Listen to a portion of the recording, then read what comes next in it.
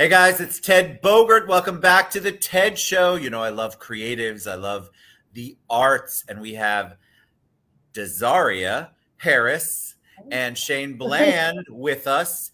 We're going to talk about the upcoming production of Beauty and the Beast. I won't sing any lines for you right now until I have a cocktail later, but I promise you, you're going to love it. It's at Garden Theater, which is in Winter Garden. If you haven't been there, you will absolutely positively love it. Huge thanks to Desiree for getting us involved and introducing us. Welcome, you two. How are you? I'm good. I'm well. How are you? Good. I am well. Excited to be here. Yes. I'm excited for you to be here. You know, Beauty and the Beast is just an amazing show. It's an amazing story. I think it's one of those universal ones. I won't sing Mrs. Potts' song from there, Tale as Old as Time, but you know, in my brain, all of these songs are going through. I had kids when the movie came out, originally young kids, so it's stuck in my brain forever. But enough about me. I want to talk about you. So I told you before we went live, the audience loves an origin story. They kind of want to know, hey, how'd you get from a kid to being a performer? So I'll let you guys go front and center. Desaria, we'll start with you. All right. Well, I first started in the church. My father's a pastor. My mom's a missionary. Like my entire family is church. So I started off in the Church of God in Christ. So every day I would sing, and you know, I was just sort of forced. I really wasn't like a, oh, you know, do you want to? It was never really a question. It's like, you're going to go sing. So we would sing every day, and I would be like, literally like 4 or 5 years old up there singing, and you know, just going with the flow. And after that, I, you know, found a love for it and then a passion for it. So I would be in a lot of shows. My first show was in high school. It was Fiddler on the Roof. It was great. It got canceled. What did you play? Who did you play? I was just in the ensemble, as I should have, but like it was something. But like I absolutely loved it. I fell in love with it then, and I just kept going from there. And I went to American Musical and Dramatic Academy in New York. I studied there, conservatory, and after that I came back, and then I started working. So this is my 4th show here. I did Raisin in the Sun, Godspell, Parade, and now Beauty and the Beast. And so I'm excited for what's to come. And who do you play in Beauty and the Beast? I am Belle. I am Beauty. You are Beauty. I'm going to call myself that, but yes. That doesn't mean you're Beast, Sean, but in the show you're Beast. You know how Shane, I'm sorry, I said Sean. That's all right. Shane. I always say I answer to Shane, Sean, and Hey You. So any one of those is totally fine. So as long as you're calling me, I'm happy. Exactly. That's what you want. All right. Thank you for sharing that. Tell us, Shane, about you and your journey. Oh, and what a journey. I actually grew up in the Great Canadian North, just outside of Edmonton, Alberta. And I come from a theater family. I have 5 older siblings. Most of them were involved in the arts in some way, shape, or form, and as well as my mother. My mother and one of my brothers was involved in speech arts and drama. 2 of my sisters were professional dancers. And then our middle brother, right out of high school, had his own band for a very long time, and then ran a special effects and stage lighting company. And I kind of came up under them and somehow became the musical theater baby. Everybody kind of specialized in one thing, and I enjoyed doing it all. And so one of my brothers ran a family theater company for many, many years. So I started performing with him. And then in Edmonton, we have a big professional regional theater. And I booked my first show there at the age of 15. Did a couple of shows there. And then at the age of 18, I booked my first national Broadway tour, which was Harold Prince's Showboat. And I always say that was my college. That was my university. I got to work with the likes of the late Cloris Leachman and the late Ned Beatty and Dean Jones, Valerie Pettiford, who was nominated for a Tony for her role in Fosse, the musical, and a whole bunch of other, you know, Broadway greats.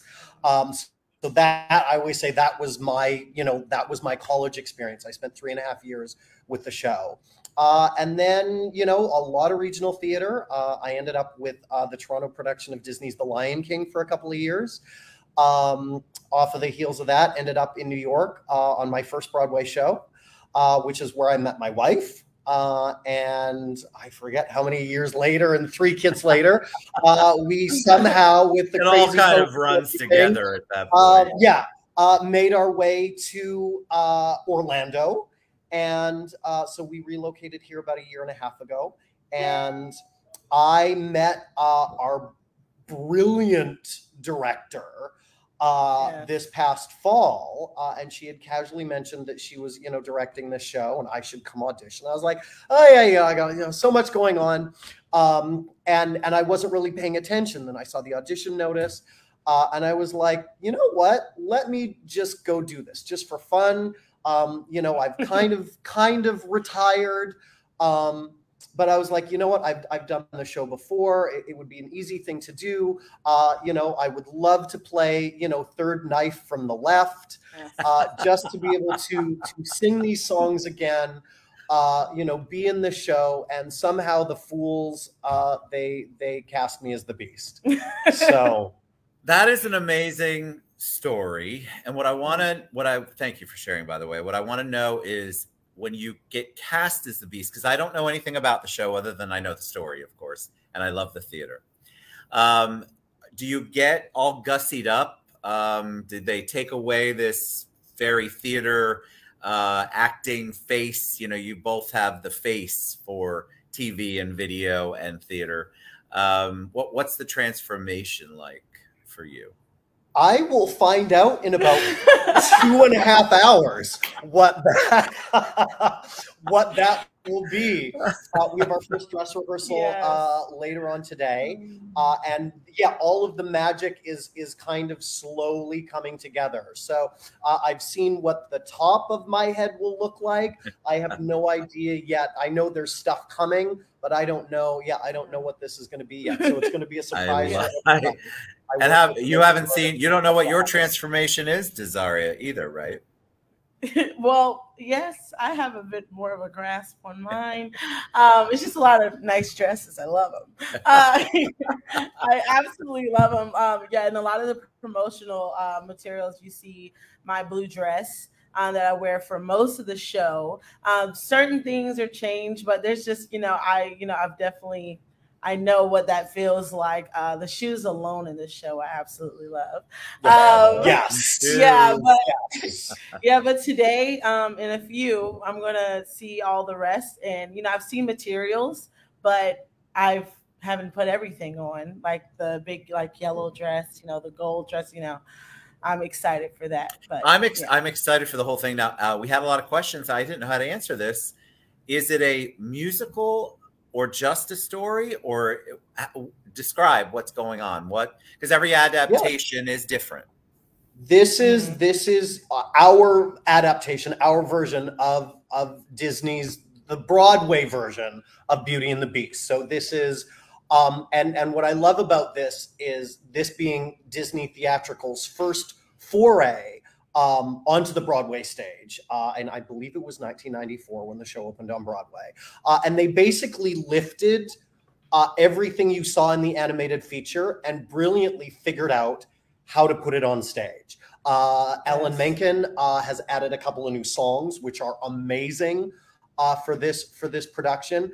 But what I love about what we're doing here at the Garden Theater is, again, we have truly the most brilliant creative team. Yes. And they have taken this show and they have just turned it on its ear just enough that it's everything that you know and you love, but updated, but not in a way that you're going to go, oh, this is different, or I don't understand it. You're going to watch a show and everything that they have added is just as you feel like it has always been there. I love that. Which is wonderful. Yes, I agree. So tell me what I think anybody who's my age or younger knows the music I watched that video with my daughters ad nauseum for 1,000 times over when they were younger. I think I still remember the songs more than them. What's your favorite performance part? What's your favorite either thing to sing or the scenes that you act? Because it's you all have a passion. It's like I know it because I know a lot of creatives, and you have to birth it. And so you're telling a story, but you're really loving it and living it. You can feel that when the performance is going on. So for you guys, is there a song that you sing apart together? Is there a scene that you guys go, oh my God, this is my favorite? Anything you can give us a sneak peek about? I know for me, and this is, I don't say this to sound self-centered at all, but the song that the Beast sings to close Act 1 is a beautiful, beautiful song. And I actually remember watching Terrence Mann, who originated the role of the Beast on Broadway. He originated Rum Tum Tugger and Cats and Javert in Les Miserables. I remember watching his Tony performance in 1994, 1995, watching him sing this song. And from that time, I have absolutely loved it. And again, I went into audition, for knife number 3. Yeah. And in the audition room, they asked me to sing this song. And I was like, I hadn't prepared it. They didn't ask me to prepare it. And I, just my love for it, I was like, all right, I'll give it a try. And so I love that song. Yeah. I actually love our initial scenes together, yes, which really shows off Desaria as Belle and her strength and determination in that, me and all my beastliness, she's like, that doesn't matter. Right? We butt heads. She stands up to me. She is strong. She is defiant. And I absolutely love that. So those are my favorite moments in the show. Yes, I have to agree with when it comes to the scenes. I love those scenes where it's not this, oh, scared Belle of bees. It's like, no, I see through all of that. And, where we're just standing up to each other. It's fun. It's very fun being with the characters, Lumiere and Cogsworth, like all their reactions to everything. It's very fun to act it out. My favorite song, and not to be vain, but it is A Change in Me. I love A Change in Me so much because even during callbacks, when I had to prepare it, I was, how usually like, oh, let me get the note right and, let me find an action. While I was researching it, while I was singing it, I realized that it truly was my song, my anthem in the moment of my life right now, and how it's a lot that I was going through, but I was standing very strong in myself and just taking away everything else that I'm just looking forward to and what I wanted, and things not working out and seeing struggles or hard times and finding beauty throughout all of that, and truly standing within myself. So I absolutely love Changing Me because every time I sing it, I'm reminding myself of why I'm here, my purpose, and that is bigger than just me being in this role, and little black girls watching me, little white girls watching me, everyone watching me, and just to be inspired by that. It's more than me, and knowing the responsibility of it all. So I love A Change in Me. That's my favorite song. I love that. And we have a question that I think is pretty cool. Stephen wants to know, how does it feel to break the stereotypical barriers? I love that the story is the forefront. What do you all think of that? Because it is, we have in our minds, we have Beauty and the Beast, and I love, I know what he's asking, and I think it's a great question to ask. I love it. I think shows like Bridgerton and other shows have sort of helped break that down and make it more of the norm instead of the insanity that it was in the past. How do you guys feel as the lead performers about that? It's heartwarming. As I posted, early on in this process, I forget what I was sort of responding to, but I never thought that I, in the way that I look, I never thought I would ever be in the running for a role like this. Yeah, because you have these preconceived notions of what it has been in the past. But what I love, and again, you know, giving full credit to our creative team, in particular, the artistic director, Joe Walsh here at the Garden, just breaking down all of those barriers and stereotypes, but not in a defiant way, but just let's just do this. Yes. Let's just choose. We're not going to make a big political statement. We're not going to move mountains, but let's just do it, because there, as you know, as Desaria said, there might be a little girl out there, a little boy out there, that they don't realize that they have an invitation to the table. Exactly. They have an invitation to the story. They are just as deserving as anyone. And they don't realize that until they see somebody who looks like Desaria in that beautiful dress, right? Or standing up to, you know, an insecure bully, right? That they are allowed to participate. And I always say, these are fairy tales, right? Every culture has a version of this story. And so everyone is deserving to partake in these roles. And we're opening that door. Exactly. Yes. And just to piggyback off of that, like, you know, when I got the call back and I saw it, because I was like, I would love to be a fork. A broom, whatever the case may be. I just wanted to be a part.